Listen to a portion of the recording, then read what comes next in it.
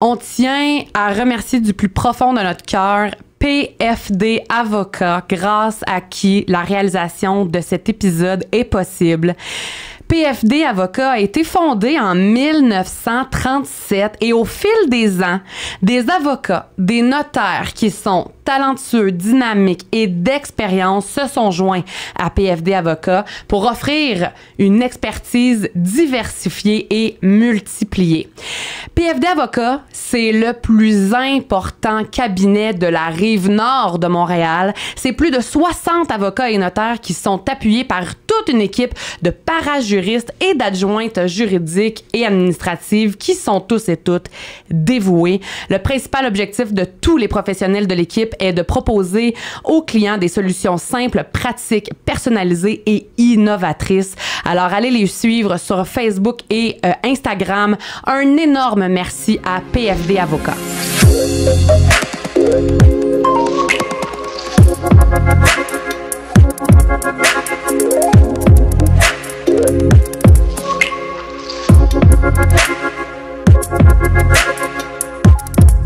Allô? My God, ça fait des mois, j'ai l'impression que ça fait des siècles qu'on n'a pas enregistré. Fois, il faisait très froid. Il faisait froid, c'était l'hiver. Tellement heureuse de te retrouver, mon ami. Je m'ennuie. Ça faisait vraiment longtemps. Puis, ben c'est ça, comme vous l'avez peut-être vu passer sur les réseaux sociaux, j'ai littéralement lancé un cri du cœur fin de l'hiver, début du printemps pour dire que ben le balado Les Infertiles avait besoin d'une aide financière pour pouvoir poursuivre ses activités et on a répondu à l'appel, notamment par PFD Avocat, mais aussi toutes sortes d'autres collaborations dont je vais pouvoir vous parler au fil du temps. Une belle collaboration, notamment, c'est avec Création Plume d'Art. Donc, un énorme merci à Marie-Pierre Dormois qui, grâce à elle, a peint le logo des Infertiles sur des belles tasses en émail incassables. Donc, quand vous vous procurez la tasse des Infertiles, vous encouragez pas une, mais 2 entreprises québécoises. Donc, Création Plume d'Art et les Infertiles. Donc, si vous voulez vous procurer votre tasse, c'est partout. C'est sur le LinkedIn du podcast, c'est sur le site Internet du podcast. Le LinkedIn du podcast? Le Linktree. Le Linktree, merci, du podcast. Le site web, c'est aussi sur Création Plume d'Art. Attends, je veux m'assurer que je dise la bonne affaire. Je pense que c'est créationplumedart.com. Instagram, Facebook, vous allez la retrouver. Donc, sans plus tarder, ben on est de retour avec encore une fois une invitée d'honneur, une invitée qu'on se trouve très choyé d'avoir ici au balado. Donc, c'est une écrivaine québécoise très bien connue qui est passée par des traitements de fertilité assez difficiles. Vous connaissez sans doute sa série de romans Le Journal d'Aurélie Laflamme qui a été vendu à plus de 2,5 millions d'exemplaires au Canada et en France. En plus de faire l'objet de 2 adaptations au cinéma, dont l'écrivaine a elle-même scénarisé. Elle a remporté un prix en Bologne, a reçu des critiques élogieuses aux États-Unis, en plus d'être distribuée dans de nombreux pays. Une de ses œuvres est utilisée dans les écoles en Angleterre pour sensibiliser les élèves à l'empathie et ses livres sont traduits dans plusieurs langues. Elle est aussi scénariste, comme je l'ai mentionné, notamment pour le film 23 décembre, qui est sorti en 2022. Elle est reconnue pour son humour, sa sensibilité et son imagination débordante. Elle aime diversifier ses histoires, les styles et les âges de ses personnages selon son inspiration et ses œuvres sont appréciées par un vaste public. Aujourd'hui, elle est avec nous pour parler notamment de sa BD sur la fertilité qui s'intitule « Ma vie avec un scientifique, la fertilité » et bien sûr de son parcours en fertilité qu'elle a vécu avec son conjoint Olivier Bernard, que vous connaissez peut-être mieux comme étant le pharmacien. Mesdames et messieurs, c'est India Desjardins qui est avec nous aujourd'hui. Allô India. Allô. Un énorme merci d'être avec nous, d'avoir accepté l'invitation. Ça fait plaisir d'être là. j'ai pas accepté tout de suite. Hein, parce que pour moi, c'est un sujet sensible des fois. C'est ça. En fait, j'allais te dire, tu as été hésitante avant de... Ben, en fait, quand tu as reçu l'invitation. Puis je me demandais, qu'est-ce qui t'a fait changer d'idée finalement à venir? Ben, je pense que c'est vu qu'on a décidé ensemble de prendre un angle qui est plus, tu sais, comme... qui finalement allait pouvoir permettre de parler pour moi, d'autre chose que juste de moi. Tu sais, moi, j'aime parler d'un sujet quand ça aide l'universel plus que quand ça fait juste parler de moi. Donc, je pense que le fait qu'on a décidé ça, on dirait que là, ça m'a titillé. Puis, en fait, l'autre chose qui m'a fait changer d'idée, c'est que entre le moment où tu m'as invité puis le moment où j'ai dit oui, j'ai reçu un mot d'une personne qui m'a entendu au balado de Marie-Claude Barrette, où je parlais de ça. Puis elle m'a dit que ça l'avait aidée, puis qu'après ça, elle était allée lire ma BD. Puis je me suis dit, le fait de parler, des fois, c'est plus grand que soi. Des fois, oui, ça nous fait peut-être un petit peu mal. Mais je me souviens que moi, quand j'étais dans mes traitements de fertilité, la chose qui me faisait le plus de peine, c'était de ne pas pouvoir en parler avec personne. Puis de ne pas avoir... ça me faisait sentir... mon chum puis moi, on avait un sentiment d'isolement. Donc, je trouve ça cool que vous fassiez un podcast comme ça. Sûrement que ça m'aurait fait du bien d'entendre des expériences comme ça. Donc, je pense que c'est tout ça qui m'a dit, ben, tu sais... Peut-être que ça vaut la peine d'en parler puis que ça peut faire du bien aux gens de se reconnaître dans quelque chose. Ben moi, je pense que tu vas faire du bien aux gens. Ouais. Mais là, juste de commencer à parler, j'ai un petit peu le menton, mais ça va être correct. Sache que... qu'on a une boîte de Kleenex. Oui, c'est ça. Non, mais ça va être correct. Tu sais, sache que s'il y a des endroits où tu veux pas aller ou tu t'es trop dans l'émotion... Non, je suis bien transparente, c'est bien correct. Une fois que j'ai décidé d'être là, je suis correcte. On y va, all in. Ouais. Donc, si tu nous permets, on va commencer par parler de toi pour qu'on bifurque un peu sur autre chose. Donc, tu avais 40 ans quand ton chum et toi avez décidé... je sais pas si c'était 39 ou 40, mais quand on me dit ça, là, pour moi, c'est comme, ben voyons donc, j'ai commencé... tu sais, comme, on dirait, notre âge, là, c'est tout le temps un peu un concept flou, hein. Puis, tu sais... De me dire que, tu sais, parce que j'ai rencontré mon chum quand j'avais 38 ans. Donc, tu sais, c'est peut-être 1 an et demi plus tard qu'on a commencé. Mais c'est sûr que c'était tard, mais j'avais pas cette conception-là. Faut savoir que moi, là, quand j'avais, mettons, 35 ans puis que j'étais célibataire, là, les gens, ils me disaient « T'as le temps. T'as le temps. Ben oui. Regarde, Janet Jackson, elle a eu un enfant à 50. J'étais comme, j'ai le temps. Tu sais, c'est plus vrai, ces affaires-là, qu'il faut être jeune. Tu sais, moi, je suis bien célibataire. Je veux être amoureuse. Prendre ton temps aussi. Je voulais que ce soit là, le bon, tu sais. Fait que, puis tu sais, ça donne que j'étais pas super bonne moi-même pour trouver le bon. Puis, tu sais, peut-être que moi-même, tu sais, je me sentais pas assez mature, puis tout ça. Puis finalement, quand je l'ai été, puis que j'avais le gars parfait, ben j'étais trop vieille biologiquement, si on veut, entre guillemets, parce que je pense que pour certaines, c'est possible. Mais ça fait partie de ce que je veux parler éventuellement aujourd'hui, c'est que je trouve qu'on a vraiment une mauvaise éducation par rapport à notre fertilité et que toutes ces affaires-là de vedettes qui ont des enfants à 50 ans, sans qu'on sache exactement c'est quoi qui se passait dans leur vie privée puis que ça nous est juste présenté sous un angle glamour et possible, sans qu'on nous dise tout ce qu'il y a derrière, ben ça, pour moi, ça fait partie de la mésinformation. Absolument. Mais oui, effectivement, on va y revenir un petit peu plus tard, là. Parce que c'est ça. Donc, vous avez, commencé à essayer. Tu étais à l'aube de tes 40 ans ou à tes 40 ans tout juste. Et vous avez essayé pendant quand même quelques mois, sinon plusieurs mois, avant de vous diriger vers les cliniques de fertilité. Je peux juste te couper juste 2 secondes? Parce que là, je suis encore sur l'affaire de 40 ans. C'est parce que j'aimerais ça dire à des gens qui vont écouter le podcast, OK? Parce que mon chum puis moi, on a déjà dit ça publiquement, OK? Et on a reçu énormément de critiques, puis je pense que c'est pour ça que je me sentais obligée de me justifier. Ben du monde, tu sais, qui sont sur Internet puis qui parlent de tout ça, là, ils ont dit, voyons, ils sont donc ben niaiseux d'avoir pensé qu'une fille de 40 ans pouvait tomber enceinte, puis puis on s'est fait vraiment beaucoup shamer de tout ça.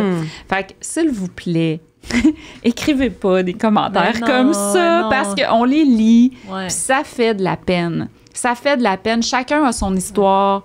Chacun, tu sais, c'est pas pour rien qu'on a rapidement été en traitement de fertilité parce qu'on le savait qu'on était un couple quand même âgé pour commencer à 40 ans. Tu sais, on n'est pas âgé dans notre tête, mais on est âgé dans la vie.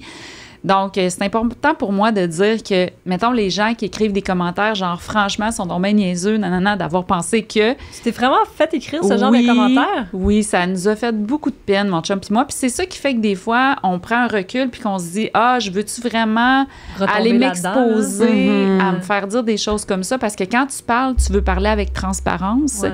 Puis la transparence, c'est de dire, oui, c'est vrai, on a commencé tard, mais on s'est rencontrés tard, on était des amoureux, puis on avait envie de fonder une famille, mais on avait cet âge-là.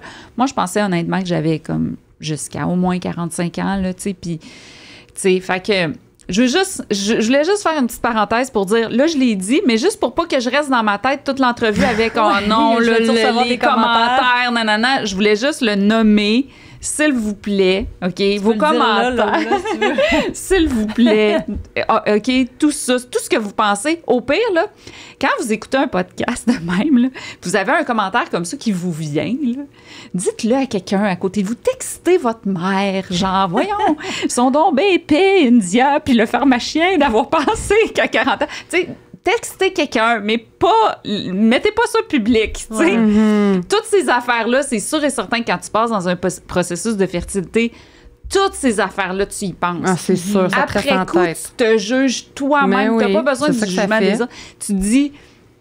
Hey, on est-tu niaiseux? Tu sais, quand j'y repense, tu sais, oui, je me le dis des fois, fait que j'ai pas besoin de commentaires. Mais en plus, vous auriez pas pu faire autrement. Vous êtes quand même rencontrés à 38 ans. Je veux dire, même si vous aviez voulu, vous auriez pas pu retourner en arrière. À part si on invente la machine à voyager dans le temps, un an après qu'on se soit rencontrés, on peut pas. Non, puis tu sais, j'ai envie de rajouter aussi, comme au-delà du fait que vous vous êtes rencontrés sur le tard, reste qu'il y en a pour qui ça fonctionne de tomber enceinte à 40 ans, tu sais. Fait que je veux dire, on n'a pas le choix de l'essayer, de commencer par l'essayer.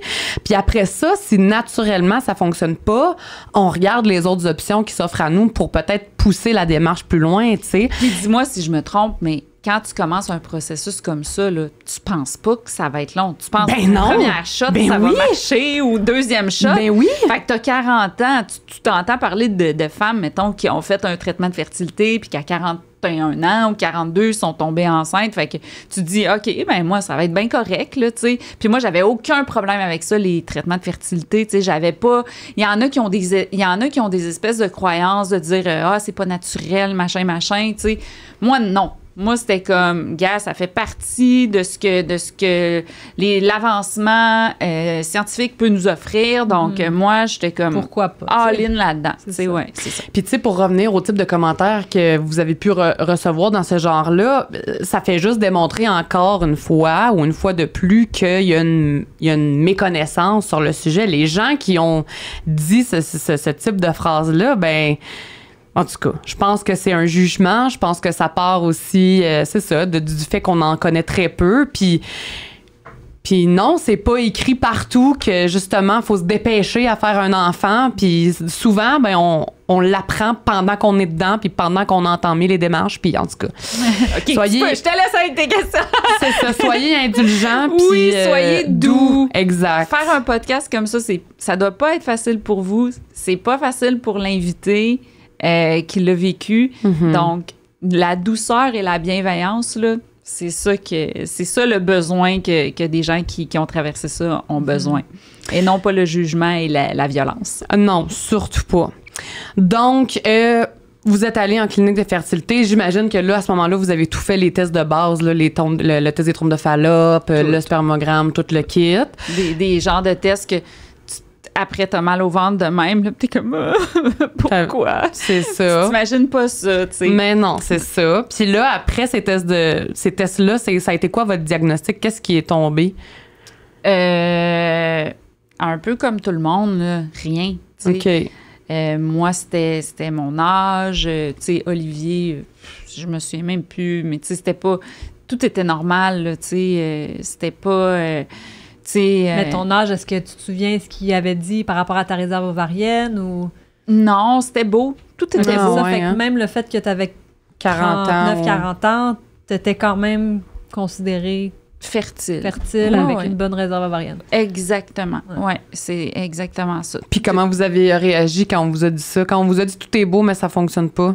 Ben, tu sais, là, ils disent pas ça comme ça. Nous autres, en plus, on est allé vite parce qu'on s'était fait dire que, justement, à nos âges, si ça fonctionne pas en dedans de 6 mois, là, tu t'en vas, là, t'es mieux d'aller consulter en traitement de fertilité parce que, tu sais, ça peut être long et tout ça. Donc, nous, rapidement, on est allé consulter. Fait que, tu sais, je te dirais que, mettons, en traitement de fertilité, on a peut-être été à peu près 1 an là-dedans, tu sais, le temps de faire les tests, tout ça. Je pense qu'on a fait 4 essais. Après 4 essais, j'ai eu une thrombophlébite. 4 essais Tu vas te dire 4 inséminations? Oui. OK. Qui est pas tant que ça, tu sais, mais heureusement, tu sais, moi, je suis contente parce que je pense que tout le monde qui entre dans ce processus-là, c'est très difficile d'en sortir par soi-même. Moi, c'est la santé qui a été obligée de me faire sortir. Faut que j'explique un peu ma condition, c'est-à-dire que moi, à 28 ans, j'ai fait une embolie pulmonaire sur la pilule anticonceptionnelle. Okay. Donc, excuse. Donc, puis 28 ans, faire une embolie pulmonaire, pour ceux qui ne savent pas c'est quoi, c'est un caillot dans le poumon. Donc, c'est comme une crise cardiaque. C'est assez intense. Oui, dans le poumon. J'ai failli mourir. J'ai été 10 jours à l'hôpital. C'était très dur. J'ai été obligée d'arrêter de prendre la pilule à ce moment-là parce que ça me mettait en danger. Ils n'ont pas su pourquoi j'ai fait ça. Le seul facteur de risque que j'avais, c'était de prendre la pilule parce que ça, c'est une autre chose qu'on nous dit pas vraiment aux femmes. C'est les risques de prendre la pilule, de prendre des hormones et tout. Fait qu'ils n'ont rien trouvé dans ton sang, génétiquement, de maladie. Tous les tests. C'est bien bizarre. Rien de facteur de risque, de rien. Génétique, là, c'est pas... C'est ça. Donc, c'est pour ça qu'ils ont décidé que j'avais pas besoin nécessairement, après le traitement, quand tu as une embolie pulmonaire, tu prends des médicaments pour éclaircir ton sang pendant 6 mois. 6 à 9 mois, des fois c'est 1 an. Donc, moi, j'ai pris ça et après, ça servait à rien de me laisser sur une médication. Parce que c'était un cas isolé, dans le fond. C'était un cas isolé pour moi, puis j'étais en bonne santé, je fume pas, je suis pas sédentaire, tout ça. Donc, j'avais pas d'autres facteurs de risque que celui d'avoir pris la pilule, tu sais. Puis souvent, on la prend jeune, hein? On commence à prendre ça. Moi, j'avais 14 ans. Puis, tu sais, on nous dit tellement de bienfaits, là, ça va améliorer tes règles, tu sais. Tu portes aussi la contraception sur tes épaules. Ben, c'est ça, et tout ça. Donc, j'ai dû arrêter de prendre la pilule. Puis ça, parenthèse, quand tu es célibataire et tu rencontres des gars et que tu dis que tu ne peux pas prendre la pilule, les gars, là, qui restent, là, sont pas beaucoup, hein? Parce que les gars qui veulent mettre un condom dans la vie, là, je m'excuse. Non, on dit les vraies affaires ici, là. Ah, c'est parce qu'India regarde le technicien, là, s'excuse. Je sais pas t'es comment, toi! Peut-être que d'entendre des filles parler de ça. Mais les gars qui veulent mettre un condom, là, sont très rares. Donc, puis... C'est grave, quand même, ça! Oui. Parce qu'il n'y a pas juste le risque de tomber enceinte, il y a toutes les maladies transmissibles sexuellement. Moi, je trouve ça épouvantable parce qu'en ce moment, il y a des recherches, OK, sur la pilule pour les gars, OK? Puis là, moi, je suis comme... OK, on a inventé quelque chose là, qui fonctionne à 98 là, qui est un condom. Il y a plein de sortes, là, tu sais.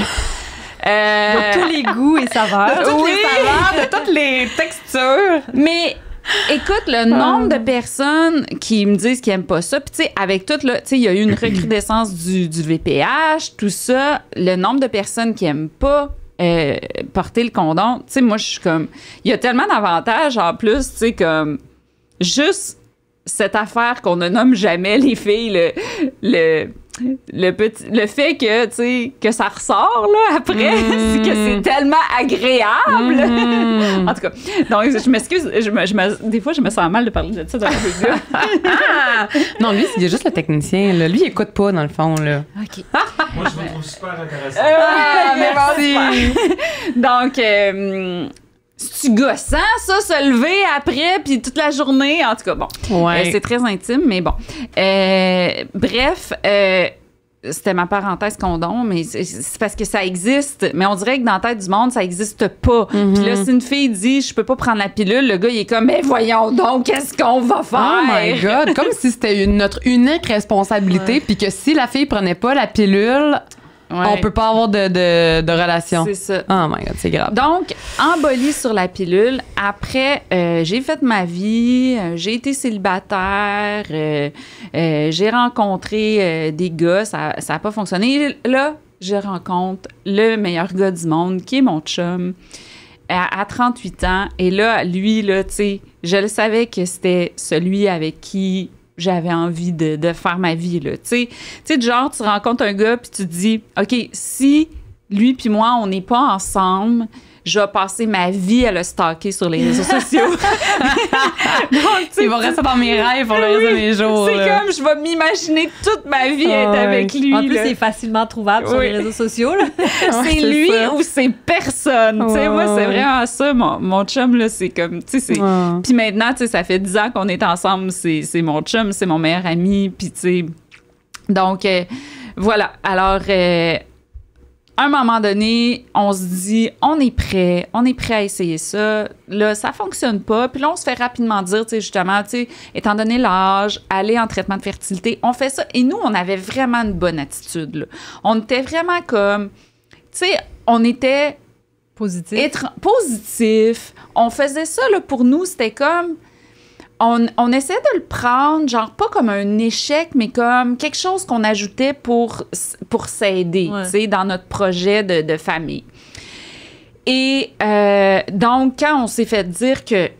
Là, quand tu vas dans un processus de fertilité, ils t'offrent tes choix. Okay? Oui. T'as comme... Le premier choix, c'est de prendre une médication hormonale, que ça tes chances sont pas nécessairement élevées de tomber enceinte avec ça. Mais donc, une médication, mais on continue les essais à la maison, c'est ça? Oui, okay. Puis médication, puis là, après ça, tu as une insémination. Mais c'est une médication orale. En pilule.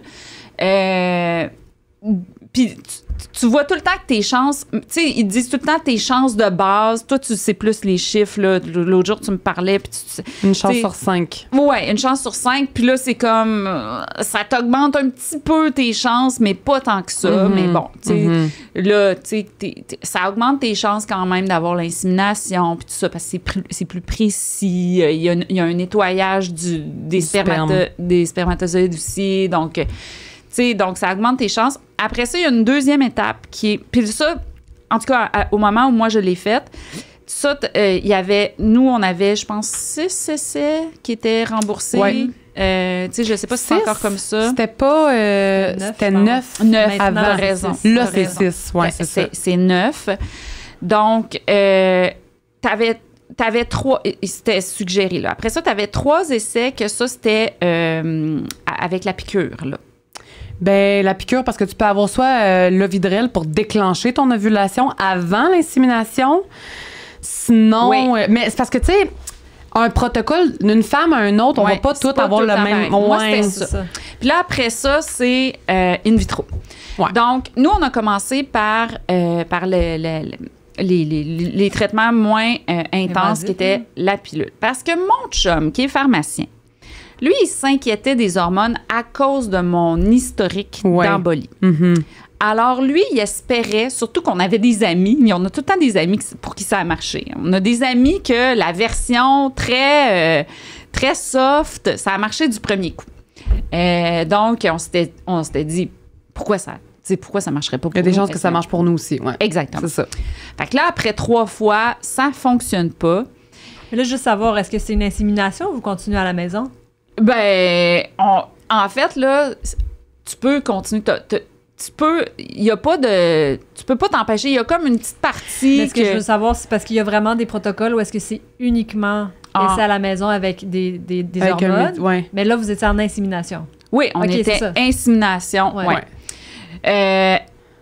Là, ça n'a pas fonctionné. Donc là, la médecin nous a conseillé les traitements qui étaient avec la piqûre. Ça, dès, je pense, la première ou la deuxième fois. Tu avais une injection à te faire? Ben, j'en avais plusieurs, pendant plusieurs jours. Ouais. Ah, ouais. Toujours pour les inséminations ou pour la fécondation in vitro? Insémination. Ah, oui, hein? Ouais. OK. Ouais. Et là, mon chum a émis des doutes au médecin. Il a dit, à cause de son historique d'embolie, je suis inquiète de ces médicaments-là. Lui, il avait tout fait les recherches. Il a dit, je suis vraiment inquiète de ces médicaments-là. Là, la médecin, elle a dit, ah, Olivier, tu sais, quasiment, t'es cute. Tu sais, elle a beaucoup minimisé les risques. Ses inquiétudes. Elle a dit que c'était jamais arrivé ou presque pas qu'il y ait des problèmes là-dessus. Donc, elle disait, il n'y a aucun problème. Et là, j'ai une thrombophlébite. Tu fais une thrombophlébite? Ben là, je l'ai sur le traitement de fertilité, j'ai fait le caillot. Dans le fond, ça a été ici, sous-claviculaire. C'est très rare, OK? Ça arrive juste à des joueurs de baseball. J'ai jamais joué au baseball de ma vie. Donc, les médecins, là, moi, j'étais comme un cas, là. Mais il me semble aussi qu'une thrombophlébite, à partir du moment que c'est au-dessus des genoux ou au-dessus des cuisses, c'est bien plus dangereux ou grave qu'en bas. C'était honnêtement, là, les premiers 24 heures, là, tu sais, c'était... Parce que le danger, c'était que je fasse une autre embolie. Il y avait le danger de crise de cœur. Il y avait le danger que ça monte au cerveau. Surtout que le caillot, il était pogné là. Fait que c'est traumatisant, là. J'ai été traumatisée pendant... J'ai dû aller faire une thérapie en choc post-traumatique. Oh my God. Parce que chaque fois que j'avais une relation sexuelle avec mon chum, j'imaginais ma mort. Pourquoi? C'est quoi le lien avec la relation sexuelle? Probablement que je pense, tu sais, je me disais, j'étais encore dans une pensée que si je tombais enceinte, ben ça signifiait hormones, mort, tout ça. Donc, c'est comme si... T'associais le fait de faire l'amour à tomber enceinte, probablement à tes traitements de fertilité. Et... Tout ça, là. Il a tout fallu démêler tout ça. Mon chum, c'est sûr que lui, il a vécu des choses de l'autre côté parce que les gars aussi, ils vivent des choses là-dedans, là, tu sais. Donc, c'est sûr que... Comment t'as guéri de la... Est-ce que t'as attendu? J'imagine que t'as pris des médicaments. Est-ce qu'ils t'ont mis sous surveillance? Est-ce que la médecin s'est excusée? Bon, la médecin, elle, tu sais, c'est vraiment... Des fois, on repense à ça. Puis, tu sais, des fois, tu... Tu sais, elle était très gentille, puis c'était quelqu'un que je connais, puis tout ça. Puis je suis sûre qu'elle a fait au meilleur de sa connaissance. Mais c'est sûr que, tu sais, après que ce soit arrivé, nous, on est allés la rencontrer. Puis là, elle a dit qu'elle a consulté tous ses collègues et tout le monde aurait fait la même chose qu'elle. Fait que, tu sais, du moment où tu te fais dire ça, tu te dis, t'as comme plus d'arguments. Mon chum, lui, dans le fond, moi, là, le vrai protocole que j'aurais dû avoir, c'est en plus des hormones que je prenais, d'avoir un autre médicament qui est, ça s'appelle de l'héparine. C'est une autre piqûre que tu te fais qui éclaircit ton sang.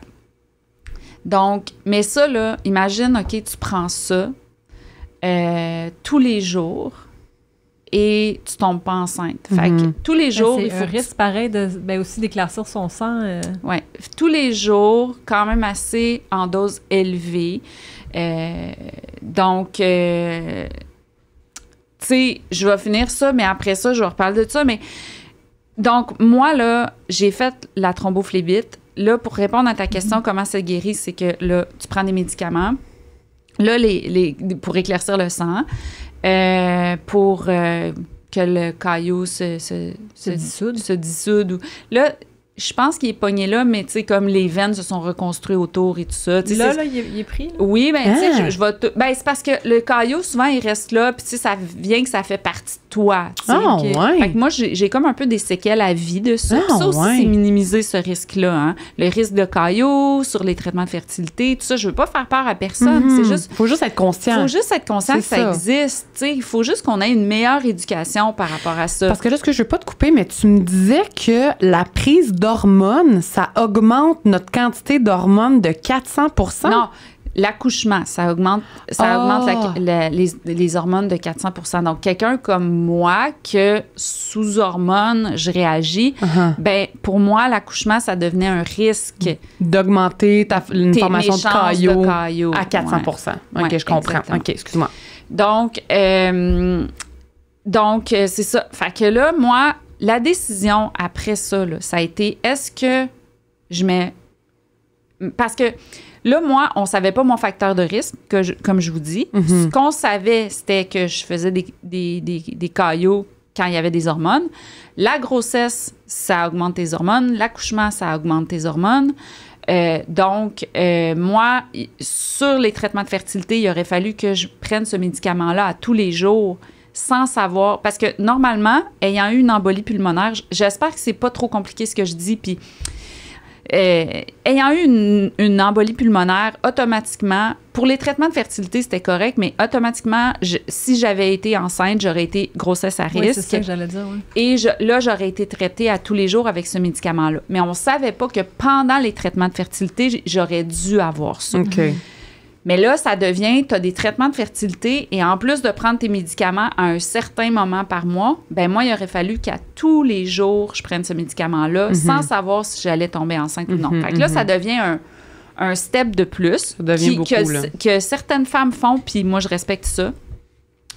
Moi, finalement, surtout étant donné mon facteur de risque inconnu, finalement, à un moment donné, mon chum et moi, après 1 an de discussion, on a décidé qu'on n'était plus prêts à me mettre en danger, ma santé, puis tout ça. Puis mon chum puis moi, quand on avait cette discussion-là, à un moment donné, on en parlait pendant 1 heure, puis à un moment donné, on savait même plus comment, on avait arrêté de parler puis là, on se disait, OK, ben on en reparle la prochaine fois. Puis tu sais, c'est ça, parler de ça me rend tout le temps émotive parce que ça me remet un peu dans tout ça, puis dans notre décision. Puis des fois, encore aujourd'hui, tu sais, on se dit, on a-tu pris la bonne décision, tout ça, donc... mais on sait que oui, parce que l'autre jour, tu vois, j'ai vu une femme qui a accouché puis qui est décédée à cause d'un caillot. Fait que quand je vois ça te rassure d'avoir pris la bonne décision. C'est que tu sais jamais ce qui va t'arriver, puis tu peux mourir, tu peux paralyser, tu peux... Tu sais, c'est des risques, puis je me disais, est-ce que je suis capable d'imaginer ma vie autrement? Puis la réponse, ça a été oui. Puis une autre affaire qui m'énerve, c'est, tu sais, on peut en reparler, mais des fois, tu racontes ça. Puis là, les gens, ils disent, mais avez-vous pensé à l'adoption? On n'est pas cave! Geneviève Brouillette aussi, parce que Geneviève Brouillette est venue, ça a été notre première invitée, puis elle disait ça aussi. On n'est pas cave! Non, c'est ça! Moi, là, OK? Quand les gens... Moi, ça me dérange pas de répondre à des questions, OK? Ouais. Moi, je suis super ouverte de tout. Mais posez la bonne question. C'est ça. La bonne question, c'est... Pourquoi finalement vous ça. avez pas vous êtes pas allé vous avez pas choisi l'adoption. Tu sais, moi ça fait plaisir de répondre à ça. Ouais. Mais avez-vous pensé ça ben non, toi il a pas pensé. Ben voyons donc ça existe. Tu sais, fait que, tu sais, posez-moi la question, mais posez-moi la bonne question, puis ça va me faire plaisir de vous répondre. Je la pose la question. Pourquoi vous n'êtes pas allé vers d'autres options, que ce soit l'adoption, le don de gamètes ou peu importe? Là? Bon, le don, je restais en la condition restait la même. Ça revient au même risque. Ouais. L'adoption. L'adoption, dans la tête des gens, tu t'en vas sauver un enfant, OK? Mais nous, on a suivi plein de formations, puis finalement, on s'est dit que c'était pas pour nous. C'est recommandé pour une des 2 personnes de laisser son emploi pour s'occuper de l'enfant parce que souvent, les enfants, ils sont en trouble d'attachement. Mm-hmm. Donc, ils ont besoin, tu sais, comme de quelqu'un, tu sais, d'une constance, d'une stabilité. Là, est-ce que c'est moi qui laisse mon emploi? Est-ce que c'est Olivier qui laisse son emploi? Donc, il y a ça. À l'international, au Québec, il y a toute l'affaire que tu es une famille d'accueil. Puis, pour certaines personnes, c'est super. Puis, tu sais, moi, je suis contente pour eux. Mais mon chum puis moi... mais c'était pas pour vous, là. Ben, en fait, j'ai dans mon entourage des amis qui ont été obligés de redonner l'enfant, si on veut. Ça leur a brisé le cœur. Sont tombés en dépression, tout ça. Mon chum puis moi, là, on est des sensibles anxieux. C'est sûr et certain là, que s'attacher à un enfant qu'on aurait dû se départir après, ça aurait été très difficile. Puis à l'international, là, on s'est mis sur une liste d'attente d'une liste d'attente parce que c'est comme ça. OK. Oh my God! Et maintenant, depuis 2012, il y a une convention internationale qui fait que... parce que...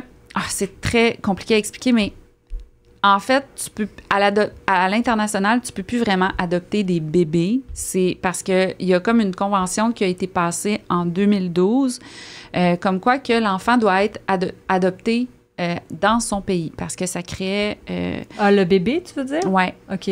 Je comprends pas. C'est comme une adoption intérieure, à l'intérieur. Ouais. De son pays, mais... parce que ce sont juste des Chinois qui peuvent adopter. Je dis n'importe quoi. Pendant 2 ans.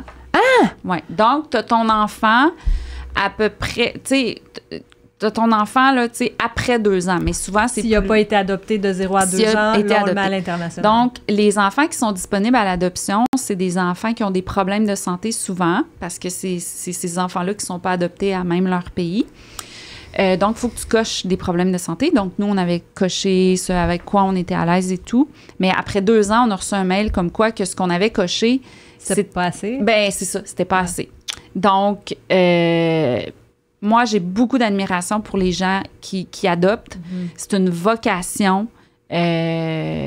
C'est vraiment une vocation, là. Tu sais, c'est des gens qui sont dévoués complètement à des enfants qui ont souvent des troubles d'attachement, des problèmes de santé, tout ça.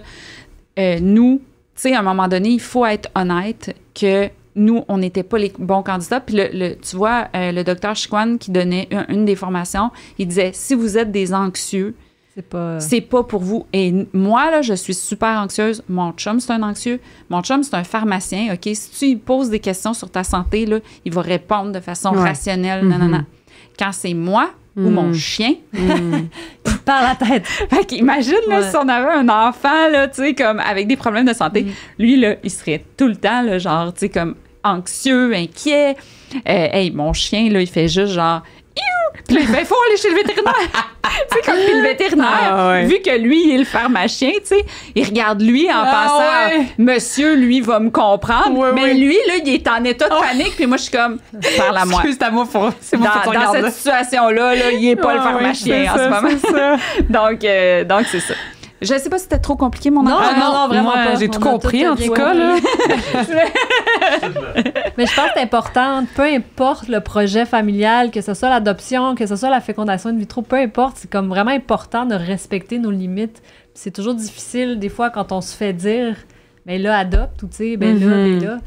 Moi, dans une des formations qu'on a suivies, là, moi, il y a quelque chose que j'ai trouvé vraiment intéressante, c'est que je sais plus si c'est le docteur Chiquan qui disait ça. Il disait, l'adoption, là, il faut pas que ce soit une solution à ton projet d'infertilité. Il faut que ce soit ton projet A et non pas ton projet B. OK. Alors, tant que ce n'est pas ton projet A, tu peux pas adopter parce que tu vas être déçu. Ouais. Parce que c'est pas...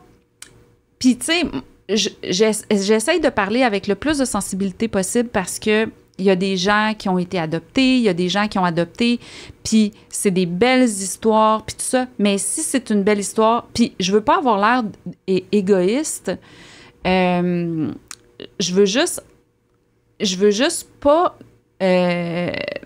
glorifier comme... C'est parce que l'affaire, c'est que c'est pas... Il faut que ce soit... Puis c'est pas que... Nous, on voulait, là, on s'est mis sur la liste, on a coché des problèmes de santé. Mais quand ça fait 2 ans qu'il t'attend, là, quand ça fait 2 ans que tu es sur la liste d'attente, là, tu sais, tu es sur une liste d'attente pour une liste d'attente. À un moment donné, c'est dur. Ben oui. Puis là, à un moment donné, quand ils disent cocher plus de problèmes de santé, c'est pas que je suis pas... Tu sais... Mais c'est imposé d'aller au-delà de tes limites, ce que personne ne devrait faire. C'est ça. Puis c'est pour ça que je dis, moi, j'admire les gens qui le font. Mm-hmm. J'admire, puis je me sens... C'est sûr que des fois, j'ai une culpabilité à me dire, bon, j'ai peut-être été égoïste, j'ai peut-être, tu sais, mais finalement, moi, je me sens plus que j'ai été honnête que c'est pas le projet pour moi. J'ai essayé. C'est admirable aussi. Absolument. Moi, je t'admire d'avoir été capable de dire non, c'est pas pour moi. Puis, tu sais, pareillement. C'est tout aussi admirable qu'il y a des gens qui adoptent. C'est pas. Tu sais, de se dire, écoute, moi, là, je serais pas capable de briser le lien que je forme avec un enfant après 2 ans, comme c'est arrivé avec mes amis. Puis je sais qu'il y en a qui disent ça arrive pas souvent, puis nanana. Moi, j'ai été témoin de ça. Fait que, tu sais, c'est sûr que c'est marquant. J'ai vu des gens avoir beaucoup de peine de ça. Moi, je pourrais pas. Puis l'adoption internationale, j'avais tellement des rêves, là, pour vrai, là. Tu sais, je voyais des photos parce que tu t'en vas dans une agence, puis tout ça.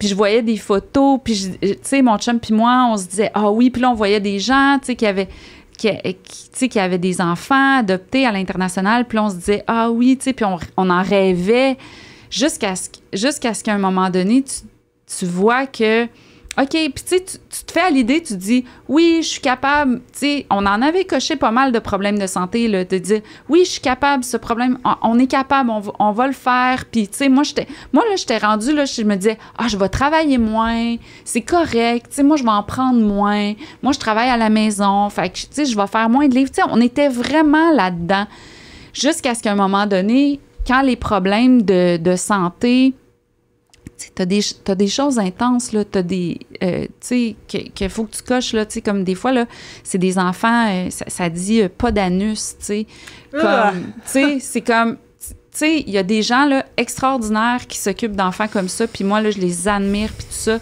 À un moment donné, il faut que tu saches que peut-être que moi, c'était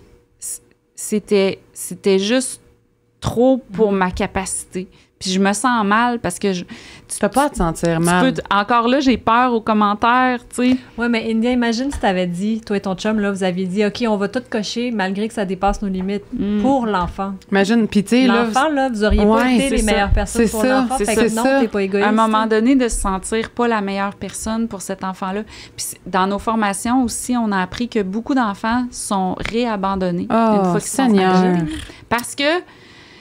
Parce que ça arrive, puis c'est normal. Moi, je juge pas ces gens-là. Tu sais, ces gens-là, ils se rendent compte parce qu'à un moment donné, là, t'es tellement dans ton projet que tu veux des enfants que tu dis, tu vois plus clair parce que tu veux juste arriver à tes rêves. Moi, ce qui m'a beaucoup aidé, c'est de lire le livre de Mona Chollet, Sorcière, parce que dans Sorcière, elle parle du vieillissement des femmes. Puis là, tu sais, quand tu es une femme qui vieillit comme moi, ben tu penses à ça. Moi, j'ai 47 ans.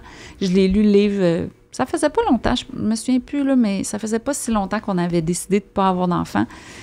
Puis aussi, elle dit dans le livre qu'un homme, finalement, qui décide de rester avec une femme qui peut pas avoir d'enfants, ben, tu sais, que c'est extraordinaire parce qu'il décide de choisir finalement l'amour et non pas le potentiel d'une famille. Le potentiel d'une famille, de se reproduire, tout ça. Puis mon chum, sans moi, honnêtement, moi, j'ai 50 plus que lui. Honnêtement, mon chum, il aurait pu me laisser pour une fille plus jeune puis il en aurait eu des enfants. Puis j'y ai dit à un moment donné, j'ai dit, hey, Olivier, tu sais quoi, quand on s'est dit, tu sais, lui, à un moment donné, il a dit, moi, je veux pas te perdre, tu sais, fait que j'ai pas envie qu'on te mette en danger comme ça.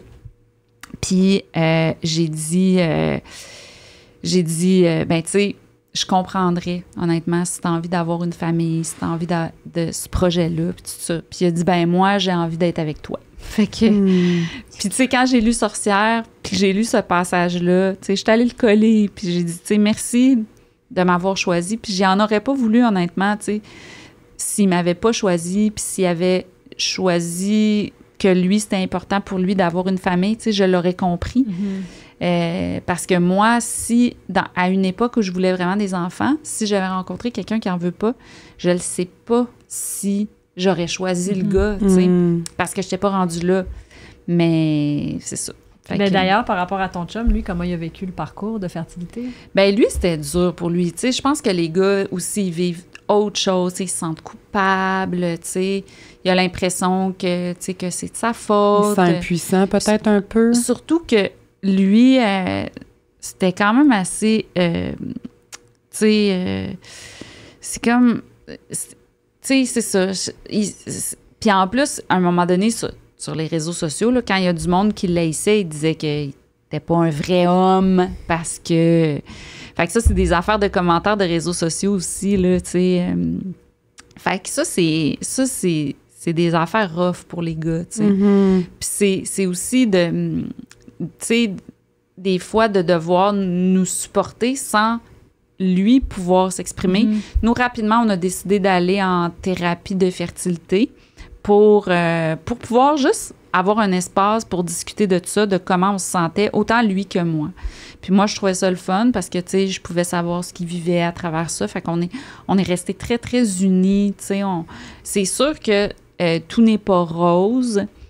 Puis, tu sais, c'est sûr que toutes les couples qui passent par la fertilité, à un moment donné, t'as des conflits, mais c'est pas des conflits...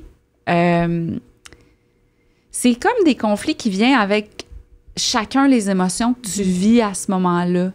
Puis de la friction. Oui, puis que tu te comprends pas. Puis, tu sais, toi, t'es là, t'es la fille, tu te piques, nanana. Puis je l'ai mis dans ma BD, là, mais tu sais, à un moment donné, je disais à mon chum, il paraît que telle affaire, ça aide à la fertilité. Puis mon chum, très scientifique, est comme, non, ça aide pas. Puis je suis comme, hey, moi, je me pique partout! Mange-les, tomates! Tu sais, toi, t'as juste à manger des tomates! Fait que C'était pas les frites du McDo? Non, c'est ça. Je me suis tellement retrouvée là, quand j'ai lu ce passage-là, parce que je l'ai lu, là, la BD, puis j'étais comme, oh mon Dieu, que j'ai fait la même affaire de me dire, hey, moi, je prends tous les suppléments, puis je prends ces médicaments-là. Fait que toi, tu vas faire ça certain, là, tu sais. c'est ça, tu sais, tu dis, ouais, mais tu sais, OK, ça marche pas scientifiquement, mais t'as coup que ça marche, on va pas prendre de chance, puis toi, c'est ta seule job. C'est quoi manger une tomate, tu sais? Oui, c'est ça. Oui, c'est ça. C'est fou comment est-ce qu'on va gober. On a tellement espoir, hein? L'espoir, c'est ça. C'est fou que tout ce que ça peut faire, l'espoir. C'est comme si, justement, on gobe tout. Tu sais, je pense entre autres à quand tu te faisais dire « Arrête d'y penser. Arrête. » Moi, ça a marché quand j'ai lâché prise. Puis tu me racontais aussi en pré-entrevue que t'avais même une culpabilité de trop y penser, de trop vouloir. Ben, c'est que tu te fais dire, arrête d'y penser, ça va marcher. Fait que là, tu dis, oh non, là, j'y ai pensé. Oh non, là, j'y ai pensé. Fait que là, ça fonctionne pas. Fait que... Tu fais juste y penser plus. Tu fais juste y penser plus. Mais ça, tu vois, dans notre psychothérapie de fertilité, la psy, elle nous a dit que... ça change rien. Que tu y penses, que tu y penses pas, biologiquement, là, ça n'a rien à voir.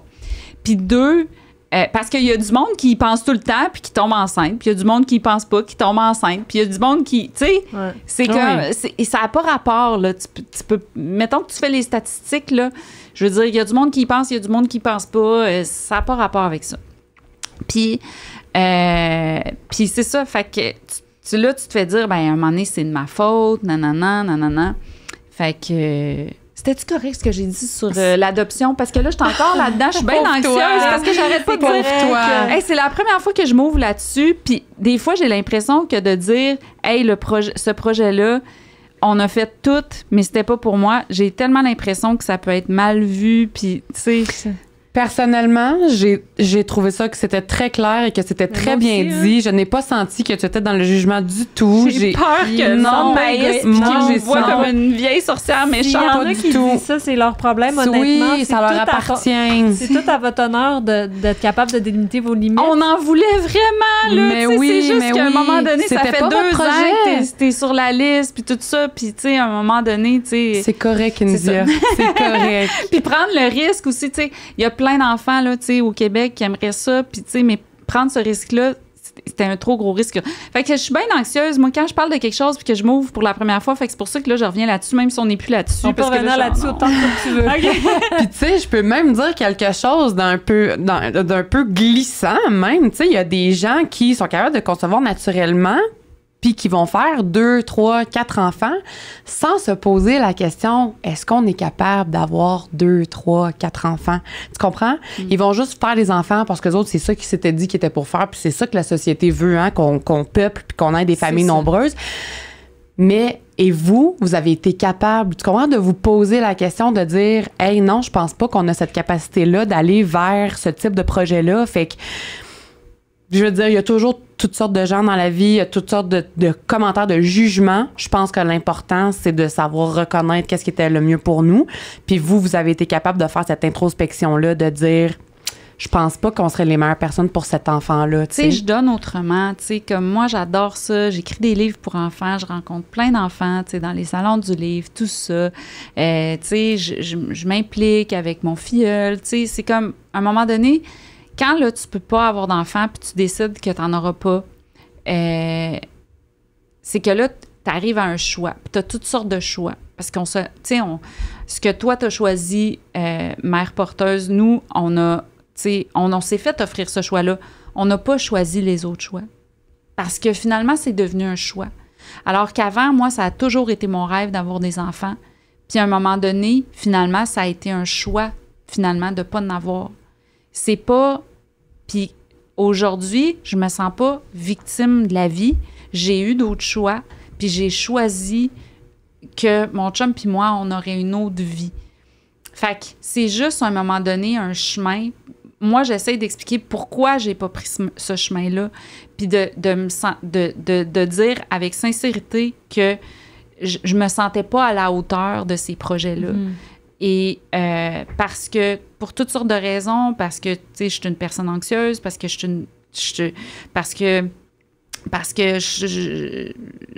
peut-être égoïstement, j'adore ma carrière puis que je suis pas capable de la laisser. C'est correct aussi. On aime ta carrière.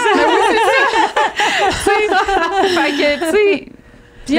Est-ce que je peux te poser une question puis si tu es à l'aise, est-ce que tu ressens le besoin de justifier ton choix à cause que vous avez reçu tant de haine sur les réseaux sociaux? Ben oui, puis tu sais, comme, tu sais, quand tu t'ouvres sur quelque chose comme ça, là, même la première fois que, comme quand j'ai fait ma BD des traitements de fertilité, écoute, c'était la première fois que je m'ouvrais, tu sais, sur quelque chose de très, très personnel. Moi, quand même, là, tu sais, même si ma carrière, je suis devenue une personne publique, tout ça, j'ai quand même tout le temps été capable de préserver mon jardin secret, tu sais. Puis c'est sûr que quand tu t'ouvres sur quelque chose de tellement intime qui est, hey, finalement, on avait l'option d'adopter, puis tout ça, mais ça a changé. Tu sais, c'est plus comme à l'époque, comme au début des années 2000. Ça a changé, puis c'est autre chose, puis les gens, ils savent pas. Puis nous, quand on l'a appris, cette autre chose-là, parce que nous, on avait encore un rêve... tu sais, on avait encore la vision que les gens ont un peu, tu sais... romantique. Tu sais, c'est pas...